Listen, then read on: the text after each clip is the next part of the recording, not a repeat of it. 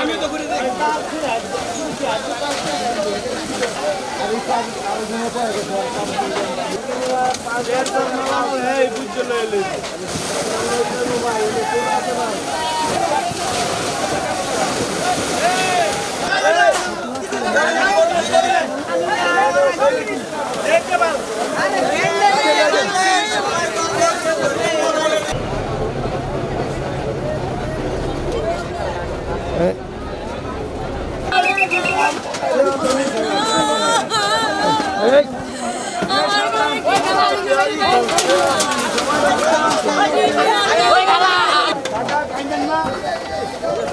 সেহারির আগ মুহূর্ত ঘুমাইতেছিলাম সবাই, তো ওইভাবে যেভাবে বেরো আসছি। এখন বর্তমান যে সরকার আছে তারা যদি চেষ্টা করে ভাই আমাদের এই যে ফায়ার সার্ভিসের যেই জায়গাটা এটা যদি একটু উন্নত করা যায়, ডেভেলপ করা যায়, এদের জন্য যদি এক্সট্রা কোনো বাজেট দেওয়া যায় তাহলে কিন্তু সবার আগে ভাই পরবর্তীতে অগ্নিকাণ্ড হইলে তখন কিন্তু খুব দ্রুত এটা সমাধান করা সম্ভব হবে। ফায়ার সার্ভিসের যে স্লোগান গতি সেবা ত্যাগ, আমার মনে হয় তাদের এই ধরনের কার্যক্রমে সবার আগে যে গতি যে নামটা এটা প্রশ্নবিদ্ধ হয়েছে। ডাস করে একটা শব্দ হয়েছে, আমি তো বাসায় রান্তাছি, আমি মনে করলাম আপনার টেরাস মিটার আপনার ফুটিয়া কারেন্টটা চলে গেছে, কিন্তু আপনার 2-3 দিন পরেই আমি বাসা থেকে বাইরে আপনি দেখি ওই কোনা আছে একটা, ওই কোনায় আপনি দাও দাও করে আগুন জ্বলতেছে। আপনার একবারে 5 মিনিটের মধ্যে আপনার প্রায় 200-300 ঘর একদম পুড়ে গেতেছে।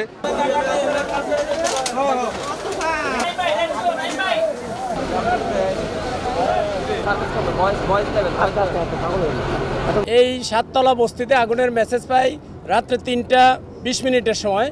তো মেসেজ পাওয়ার 3:40 সময় আমরা মেসেজ পাই। তো এই মেসেজ পাওয়ার সাথে সাথে আমাদের নিয়ারেস্ট যে fire station Tejgaon fire station সেটা আসে, সেখান থেকে 3টে ইউনিট আসে প্রথম। আসার পর আগুনের ভয়াবহতা যখন দেখছে, ভয়াবহতা দেখে তারা এই ফার্স্ট রেসপন্ডিং অফিসার সাহায্য চায় পর্যায়ক্রমে আমাদের 5টা স্টেশন থেকে মোট 12টি ইউনিট আসে। আপনারা দেখতে পেয়েছেন যে এখানে ঢুকার রাস্তাঘাট খুবই সরু, যেখান দিয়ে আমাদের গাড়িগুলো ঢুকতেছে না। তো 12টি ইউনিটের মধ্যে 8টা ইউনিট আমাদের এখানে কাজ করেছে, আর 4টে ইউনিটকে আমরা স্ট্যান্ড বাই রেখেছি, যেগুলো অনেক বড় বড় গাড়ি। সেই বড় বড় পানিবাহী গাড়িগুলো আমাদের এখানে আসতে পারেনি, বাট এগুলো নিয়ারেস্ট কাছাকাছি জায়গার মধ্যে আমরা রেখেছি, যে পরবর্তী সময়ে যদি পানি সাপোর্ট লাগে তখন এগুলো থেকে আমরা সাপোর্ট দিব। এবং আমাদের বিভিন্ন আন্ডারগ্রাউন্ড রিজার্ভারে আমাদের যে পাম্প সেগুলো আমরা সেট করেছি, এবং রাস্তার কারণে আমাদের বিশেষ প্রতিবন্ধকতা সৃষ্টি হয়েছে, যে কারণে আগুনটা নিয়ন্ত্রণ করতে আমাদের অনেক কষ্ট হয়েছে। তারপরেও আমরা আগুনটাকে চারিদিক থেকে যখন অ্যাটাক করেছি, পর্যায়ক্রমে আমাদের লোকজন ভিতরে ঢুকেছে, কোনো লোক টিনের ছাদের উপরে উঠেছে, বিভিন্ন জায়গা থেকে আমরা আগুনটাকে নিয়ন্ত্রণের চেষ্টা করেছি, এবং 5:20 সময় আমরা আগুন আমাদের নিয়ন্ত্রণে নিয়ে এসেছি। আগুন এখন আমাদের সম্পূর্ণ নিয়ন্ত্রণে আছে এবং ড্যাম্পিং ডাউন চলছে, আমাদের লোক ভিতরে ঢুকেছে এবং কাজ চলতেছে। আমরা এখনও আহত বা নিহতর কোনো মেসেজ পাই নাই।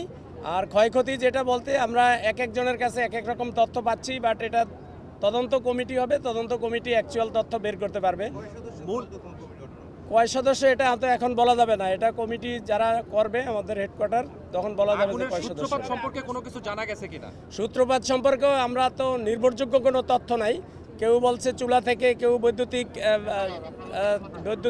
গোলযোগের কারণে, এই সমস্ত বলতেছে, বাট এই কারণ ক্ষয়ক্ষতি এগুলো আমাদের ওই তদন্ত কমিটি বলতে পারবে। ঘরের ওই একই কথা, ঘর কেউ বলে 200, কেউ বলে 150, কেউ 100, এক একজনের কাছে এক এক রকম তথ্য। তো আমাদের কাছে তো এটা মনে করা যাবে না, বস্তির ঘর মনে করা খুবই কঠিন।